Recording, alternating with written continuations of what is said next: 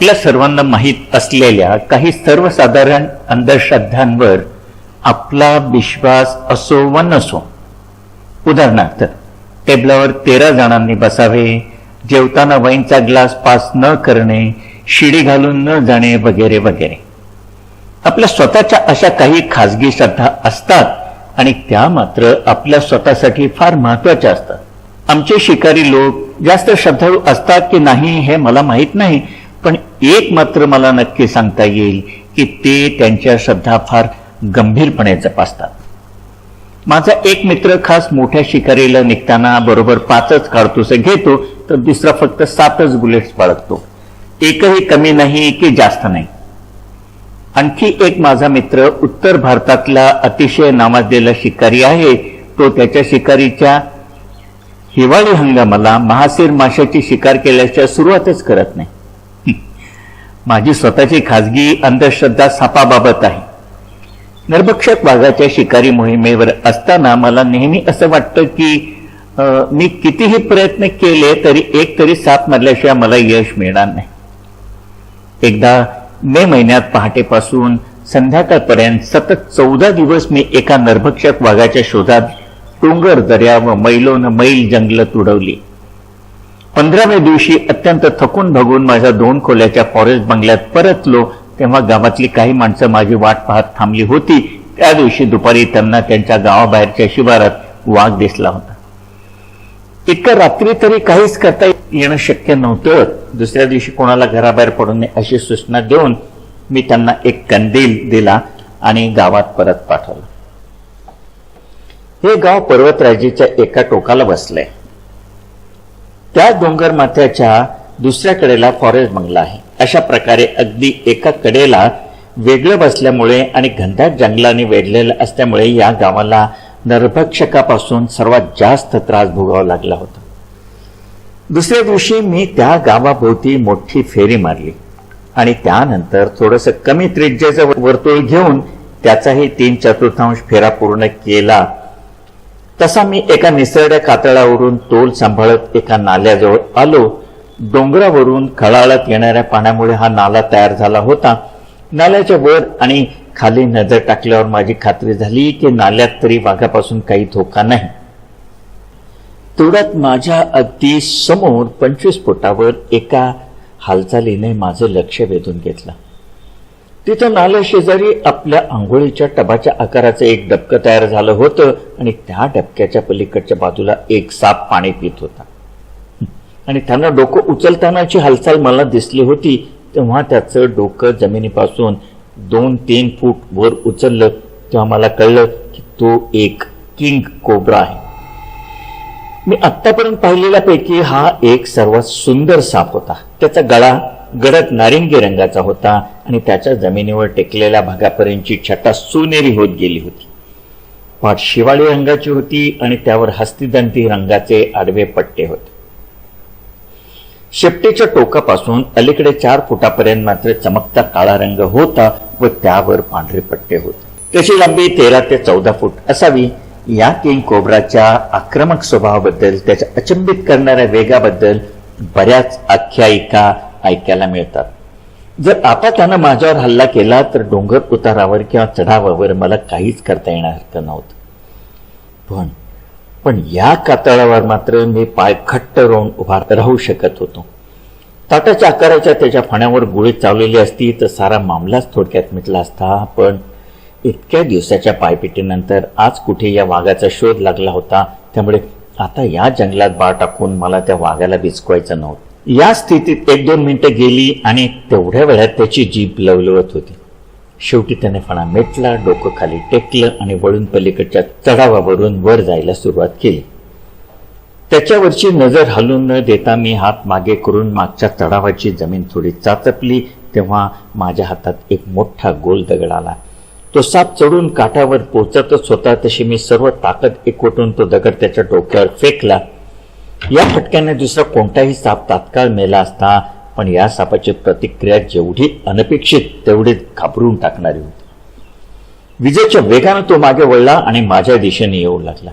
त्याने काही सेकंदात आमच्यामधलं अंतर अर्धाधिक कापलं असेल तेव्हा माझा दुसरा पण पहिल्यापेक्षा थोडासा मोठा दगड त्याच्या मानेवर बसला. त्यानंतरचं काम काही अवघड नव्हतं. अतिशय समाधानाने मी उरलेला फेरा पूर्ण केला. जरी आजची मोहीम फारशी यशस्वी झाली नसली तरी साप मारल्यामुळे माझं नशीब उद्या उजाडणार अशी आशा मला वाटायला लागली. दुसऱ्या दिवशी मी गावाभोवतालच्या जंगलात सर्वत्र शोध घेतला. संध्याकाळी परत येताना मला एका उंचावरच्या नांगरलेल्या सोपान शेतात वाघाच्या पावलाचे ताजे ठसे दिसले. गावातले लोकही एकदम सावध झाले होते. उद्या अगदी सकाळी येतो असे सांगून मी बंगल्याच्या 4 मैलाच्या वाटेवरून एकटाच निघालो. आता तुम्ही विचाराल की कॅम्पमध्ये सोबतीला एवढे माणसं असताना एकटं जायचं कारण काय? याचं उत्तर असं आहे, जर सोबत असेल तर आपण थोडे निष्काळजी बनतो आणि साथीदारावर विसंबून राहू लागतो. दुसरं म्हणजे दोघं तिघं बरोबर असताना जर नरभक्षकाचा सामना करण्याची वेळ आलीच तर पळापळ होऊन चूक होण्याची शक्यता जास्त असते. दुसऱ्या दिवशी सकाळी सर्व गाव माझी वाट पाहत होतं. मी हाकेच्या अंतरावर पोचता क्षणी त्यांनी माझं एका चांगल्या बातमीने स्वागत केलं. काल रात्री गावातली एक म्हैस वाघानं मारली होती आणि डोंगर माथ्याच्या कडेकडेने तिला काही अंतर ओढत नेल्यावर खालच्या अरुंद खोल व अतिशय दाट जंगल असलेल्या दरीत नेलं. कड्यावरच्या एका मोठ्या शेळेवरून काळजीपूर्वक निरीक्षण केल्यानंतर मला कळलं की ओढत नेल्याच्या कोणाचा माग काढत खालच्या दरीत उतरणं हितावह ठरणार नाही. त्याऐवजी थोडा लांबचा वळसा घालून दरीच्या तळाला जाऊन परत वळून वर यायला सुरुवात केली असती तर तिथे त्याने भक्ष्य ठेवलेलं असण्याची शक्यता होती. त्या जागेपर्यंत पोहोचणं शक्य होतं. मग ठरल्याप्रमाणे मी लांबचा वळसा घालून दरीच्या तळापाशी आलो. इथे ही दरी साधारण 100 यार्डापर्यंत सपाट होती. या सपाट जमिनीच्या डोंगराकडच्या बाजूला आलं तर 300 यार्डाचा चढाव चढून त्या कड्यावर परत येणं शक्य होतं. या सपाट जमिनीच्या डोंगराच्या बाजूला काही अंतरावर ते भक्ष्य सापडेल असा माझा अंदाज होता.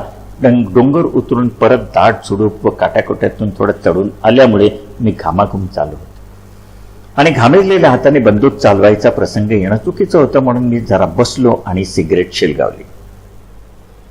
माझ्या समोरची जमीन ओबडधोबड होती आणि त्यावर मोठे खडक होते. या खडकामधून दगडगोट्यांमधून एक छोटा झरा खाली वाहत आला होता. या झऱ्याच्या पाण्यामुळे त्याकडे छोटी छोटी डबकी तयार झाली होती. माझ्या पायात पातळ रबरी सोलचे बूट असल्याने त्या खडकावरून जाणं सोपं जाणार होतं. जरा विश्रांती घेतल्यावर मी भक्ष्याच्या शोधाच्या कामाला लागलो. कदाचित भक्ष्या शेजारीच कुठेतरी तो वाघ झोपला असण्याची शक्यता होती. जवळ 100-150 यार्ड अंतर कापल्यावर मला बांधावरच्या नेच्याच्या दाटेत लपवलेलं भक्ष्य दिसलं. या जागेपासून 25 यार्ड अंतर गेलं की सरळ ती घर डोंगर चढून वर कड्यापर्यंत जात होती. जवळपास वाघ मात्र कुठे जात नव्हता. मी आवाज न करता एक सपाट जागा बघून बसलो आणि माझ्या दृष्टिक्षेपातला इंच न इंच भाग नजरेखालून घालायला सुरुवात केली. अंतर्मनातून एका धोक्याची पूर्वसूचना मिळणे ही तशी सर्वश्रुत गोष्ट आहे आणि त्याचं स्पष्टीकरण देण्याची आवश्यकता नाही. 20-25 मिनिटांनी मी बसलो असेन तेवढ्यात अचानक मला जाणीव झाली की वाघ अगदी माझ्या जवळून माझ्याकडे पाहतो आहे. मला वाटलं याच प्रकारे वाघावरही असाच परिणाम झाला असावा आणि तो झोपेतून उठला असावा. माझ्या समोर थोडं डावीकडे थोडं सपाट जमिनीवर दाट झुडपं वाटली होती. ही झुडपं माझ्यापासून आणि भक्ष्यापासून 15-20 फुटावर होती. त्यावरच माझं लक्ष केंद्रित झालं. आता ती झुडपं हल्ली आणि दुसऱ्या क्षणी तो वाघ अत्यंत वेगाने झुडपातून बाहेर पडून डोंगराच्या दिशेने जाताना मला दिसला. माझी रायफल त्याच्यावर रोखण्याच्या आत तो वेलीने वेढलेल्या एका झाडामागे गडप झाला. त्याने तिथून साधारण 60 यार्ड अंतर तोडल्यानंतर तो परत माझ्या दृष्टीस पडला. माझ्या शॉर्ट सरशी तो कलंडला, पण पुढच्याच क्षणी दगड मातीची मोठी मोठी ढेकळं खाली पडत आणि मोठमोठ्या डरकाळ्या मारत माझ्या दिशेने खाली यायला लागला. बहुधा त्याची पाठ मोडली असावी आणि आता माझ्यासमोर तो आल्यावर परिस्थिती कशी हाताळावी याचा मी विचार करीत असताना डरकाळ्या बंद झाल्या व दुसऱ्याच क्षणाला मला तो डोंगरावर तिरपा जात असलेला दिसला. माझ्या गोळीने त्याला कोणतीही इजा झाल्याचं दिसत नव्हतं. एकीकडे मोठ्या संकटातून थोडक्यात बचावल्यामुळे मला हायसं वाटत होतं, तर दुसरीकडे माझी निराशाही झाली होती. डोंगरावरून जात असताना अधेमध्ये दिसणारी त्याची झलक शॉट घेण्याइतपत योग्य नव्हती.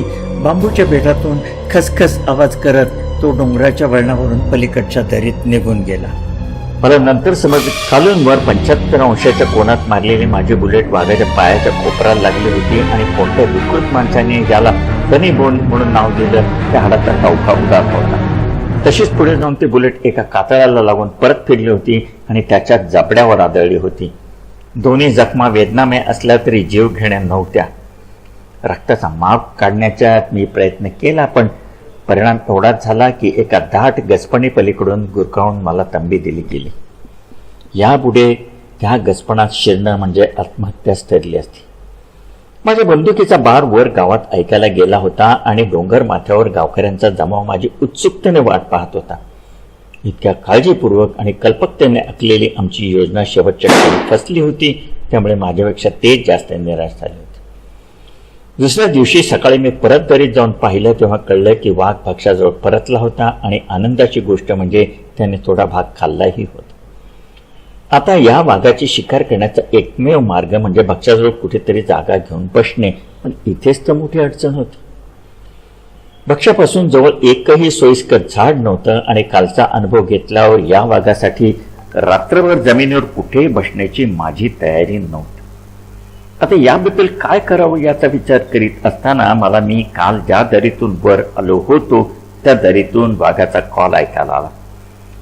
या कॉलमुळे माझ्यासमोर एक ऐतिहासिक संधी चालून आली. एखाद्या वाघाला आपल्याकडे बोलवण्यासाठी 2 परिस्थिती अनुकूल असतात. 1, समागम काळात तो जोडीदाराच्या शोधात भटकत असताना आणि 2, जखमी अवस्थेत भटकत असताना. अर्थात त्यासाठी वाघाच्या कॉलची नक्कल हुबेहूब करावी लागते आणि तो कॉल अशा ठिकाणावरून यायला पाहिजे की जिकडे यायला वाघाला नैसर्गिक वाटलं पाहिजे. उदाहरणार्थ एखादं गसपण, दाट पाजलेलं जंगल, दाट माजलेलं गवत, पण त्यासाठी अगदी जवळून शॉट घ्यायची, शिकाऱ्याची तयारी असली पाहिजे. थोडा जखमी वाघ आवाजाला प्रतिसाद देतो हे माझं विधान बऱ्याच शिकारी मित्रांना कदाचित पटणार नाही, पण माझं त्यांना असं सांगणं आहे की त्यांनी एकदा स्वतः प्रयत्न करून बघावा आणि त्यानंतर मत बनवावं. त्या दिवशी मात्र जवळजवळ अर्धा तास माझ्या आवाजाला प्रतिसाद देऊनही तो जवळ काही येत नव्हता. कदाचित ज्या ठिकाणी काल त्याला वाईट अनुभव आला होता आणि तो जखमी झाला होता त्याच ठिकाणाच्या जवळ मी आता हा कॉल देत असल्यामुळे तसं घडलं असावं.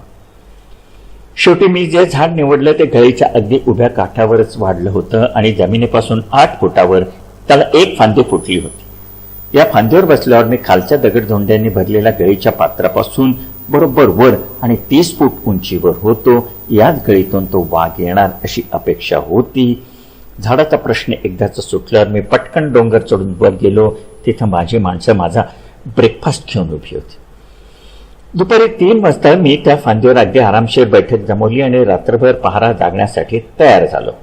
निघताना मी माझ्या माणसांना सूचना देऊन ठेवल्या होत्या की सूर्योदय झाल्यावर त्यांनी मला माथ्यावरून हाळी द्यायची. जर मी या हाळीला बिबळ्याच्या आवाजाने प्रतिसाद दिला तर त्यांनी तसंच बसून राहायचं, पण माझ्याकडून काहीच उत्तर आलं नाही. तर मात्र त्यांनी गावातली माणसं जमून 2 फळ्या करायच्या आणि तरीच्या दोन्ही अंगाने एक फळीने खाली माझ्यापर्यंत आरडाओरडा करत दगड फेकत यायचं. इतक्या वर्षाच्या सरावाने मी कोणत्याही अवस्थेत झोपायची सवय करून घेतली आहे आणि मी आज बराच दमलेलो असल्यामुळे माझी संध्याकाळ तर झकास निघून गेली. अस्ताला जाणाऱ्या सूर्याच्या किरणांनी डोंगर माथे लाल रंगात न्हाऊन निघाले होते तशी माझी झोप एका लंगूरच्या कॉलने खाडकन उडाली. दरीच्या पलीकडच्या बाजूला डोंगरावरच्या एका झाडावर हे लंगूर बसलं होतं. ते कॉल देताना माझ्याच दिशेने पाहत होतं. याचा अर्थ मी असा काढला की ते मला बिबळ्या समजलं असावं. हे आवाज ठराविक अंतराने येत होते आणि अंधार पडल्यावर पूर्ण बंद झाले. पुढचे काही तास मी कान आणि डोळ्यांना ताण देऊन अंदाज घेत होतो. तशातच अचानक डोंगरावरून एक दगड खाली गडगडत आला आणि माझ्या झाडाला अडकला. त्यानंतर लगेच कोणतं तरी वजनी मऊ पावलाचं जनावर चालत येत असल्याचं मला जाणवलं. नक्कीच हा वाघ असणार. खरं तर तो खालच्या दरीतून येईल अशी माझी अपेक्षा होती, पण तो आता माझ्या मागून येणं हा योगायोग असावा असं मला प्रथम वाटलं, पण माझ्या मागे पोचल्यावर त्यानं खोल आवाजात गुरगुरायला सुरुवात केली. तेव्हा मला कळलं की मी ब्रेकफास्टसाठी वर गेलेलो असतानाच हा या दरीत आला असला पाहिजे आणि माझ्या मागच्या डोंगरावर एका ठिकाणी बसून त्याने मला झाडावर चढताना पाहिलं असणार आणि याच वेळेला लंगूरनेही त्याला पाहिलं असावं. हे असं काही होईल याचा मी विचारच केला नव्हता आणि ही परिस्थिती फार नाजूकपणे हाताळायला पाहिजे होती. दिवसाच्या प्रकाशात ज्या फांदीवर मला अतिशय आरामशीर बैठक जमवता आली होती त्या फांदीवर बसून अंधारात मला फुटभरही हलता येत नव्हतं. वाघाला हुसकवण्यासाठी मी हवेत बार काढू शकलो असतो, पण शॉटच्या आवाजानंतर काय होऊ शकतं हे कालच अनुभवल्यामुळे मी तसं काही केलं नाही. समजा तसं केलं असतं आणि त्याने माझ्यावर हल्ला केला नसता तरी माझ्या .450 आणि .400 रायफलचा इतका जवळून आलेला आवाज ऐकून कदाचित त्याने हा भाग कायमचा सोडला असता आणि मोठ्या मुश्किलीने सापडलेलं सावध परत संपर्काच्या बाहेर केलं असतं.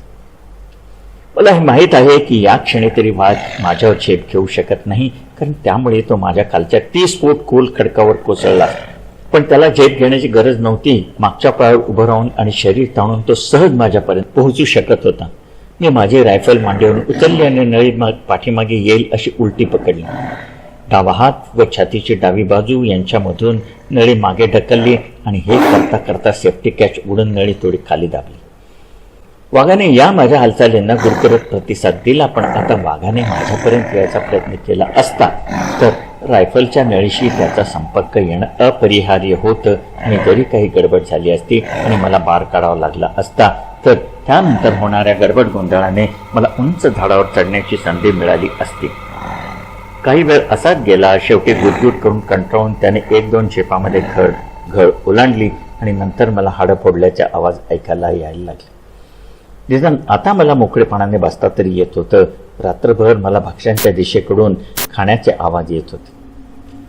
सूर्य नुकताच वर आला, पण तरी अजूनही अंधारातच होती तेव्हा मला माझ्या माणसांनी मारलेली हाक ऐकायला आली आणि त्यानंतर लगेचच माझ्या डावीकडे डोंगरावर चढून जात असलेला वाघ माझ्या दृष्टीस पडला. इतक्या कमी उजेडात आणि जागरणामुळे थकलेल्या डोळ्यांनी तसा हा शॉट अवघडच होता, पण मी तो घेतला आणि तो अचूक बसला. मोठमोठ्या दरकळ्यामुळे तो वळला आणि सरळ माझ्या दिशेने यायला लागला. त्याची झेप माझ्यावर कोसळत असतानाच माझी दुसरी बुलेट त्याच्या छातीत घुसली. माझ्या जड बुलेटच्या दणक्याने त्याची झेप चुकली आणि तो माझ्यापासून अगदी जवळ झाडावर आदळला. खालच्या घडीत कोसळला. एका डबक्यामुळे तो फार पुढे मात्र जाऊ शकला नाही. पाण्यातून धडपडत उठला आणि घडीतून खाली जात माझ्या दृष्टीआड झाला. डबक्यातलं पाणी लाले लाल झालं होतं. फांदीवर 15 तास बसल्याने माझं सर्व अंग आंबलं होतं आणि कपड्यावर वाघाच्या अंगातून उडालेलं रक्त पडलं होतं. मी जेव्हा खाली उतरलो ताटलेले हातपाय माझे मीच चोळले तेव्हा कुठे जरा मला हुशारी आली आणि मी त्या वाघाच्या शोधायला जाऊ शकलो. तो काही फार लांब जाऊ शकला नव्हता. पुढच्याच पाण्याच्या डबक्यात तो मला पडलेला दिसला. माझ्या शॉटचा आवाज व त्यानंतर वाघाच्या दरकाळ्या आणि त्यानंतर परत एक शॉटचा आवाज या घटनाक्रमामुळे गोंधळून माझ्या माणसांनी माझ्या सूचना धुडकावल्या आणि ती सरळ डोंगर उतरून पळत आली.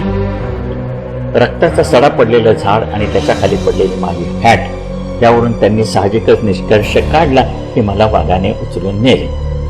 त्यांची चिंतातूर हाक ऐकल्यावर मी त्यांना ओढूनच मी खाली असल्याचं सांगितलं. परत एकदा माझ्या कपड्यावरचे रक्त पाहून ते धावतच खाली आले, पण माझ्या अंगावरचं रक्त वाघाचं आहे हे कळल्यावर आनंदाने त्या वाघाभोवती गोळा झाले. लगेचच मजबूत वासे तोडले गेले. वाघाला वेलीच्या सहाय्याने त्यांना बांधण्यात आलं आणि बऱ्याच खटापटीनंतर त्याला डोंगर चढवून गावात आणले गेले. दूरवरच्या पहाडी इलाक्यात जिथे वर्षानुवर्ष नरभक्षक वाघाचा वावर आहे अशा ठिकाणी बऱ्याच शौर्याच्या घटना ऐकायला मिळतात. अशा घटनाकडे हे स्थानिक रहिवासी अगदी रोजची गोष्ट असल्यासारखे बघतात.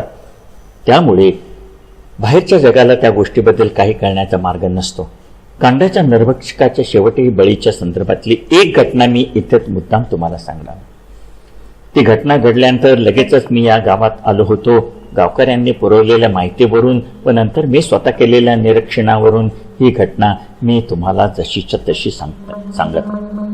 मी हा वाघ मारला तेथून जवळच्या गावात एक माणूस व त्याचा 18-19 वर्षाचा तरुण मुलगा असे दोघेच राहत होते. बापाने पहिल्या महायुद्धात सैन्यात नोकरी केली होती आणि पोराला पण रॉयल गढवाल रायफल्समध्ये भरती करावं अशी त्याची महत्वाकांक्षा होती.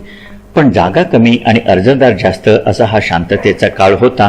पोराचा 18वा वाढदिवस झाल्यानंतर काही दिवसांनी लँड्सडाउनीच्या बाजाराला जाणारी काही माणसं त्याच्या गावावरून जात होती.